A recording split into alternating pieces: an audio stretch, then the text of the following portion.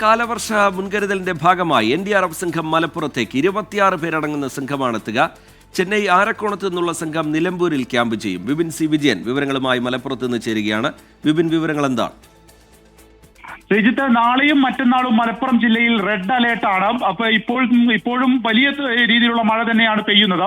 ഈ ഒരു മുൻകരുതലിന്റെ ഭാഗമായിട്ടാണ് ഇപ്പോൾ NDRF സംഘം കൂടി മലപ്പുറത്തേക്ക് എത്തുന്നത്. ആർക്കോണത്ത് നിന്ന് സംഘം ഇങ്ങോട്ടേക്ക് പുറപ്പെട്ടു കഴിഞ്ഞു. 26 പേരടങ്ങുന്ന സംഘമാണ് എത്തുക. അവർ നിലമ്പൂരിലായിരിക്കും ക്യാമ്പ് ചെയ്യുക. മലപ്പുറത്തെ സംബന്ധിച്ച് ഇതിന് മുൻ വർഷങ്ങളിൽ പ്രകൃതി ദുരന്തം ഉണ്ടായിട്ടുള്ള ഒരു പ്രദേശമാണ്. അതുകൊണ്ട് തന്നെ കൂടുതൽ ജാഗ്രതയും മുൻകരുതലും ആവശ്യമാണ്. ഇതിന്റെ ഭാഗമായി ഇവിടെ ഖനന പ്രവൃത്തികളെല്ലാം തന്നെ നിർത്തിവെച്ചിട്ടുണ്ട്. ഒപ്പം ടൂറിസ്റ്റ് കേന്ദ്രങ്ങളിലേക്കുള്ള സഞ്ചാരികളുടെ യാത്ര വിലക്കിയിട്ടുണ്ട്. ഇത്തരത്തിലുള്ള മുൻകരുതലൊക്കെ ജില്ലാ ഭരണകൂടത്തിന്റെ ഭാഗത്ത് നിന്ന് എടുത്തിട്ടുണ്ട്.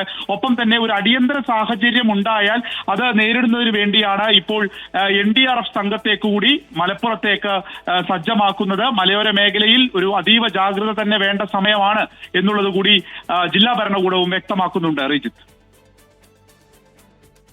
ശരി. വിപിൻ സി വിജയൻ മലപ്പുറത്ത് നിന്ന് വിശദാംശങ്ങൾ പങ്കുവയ്ക്കുകയായിരുന്നു.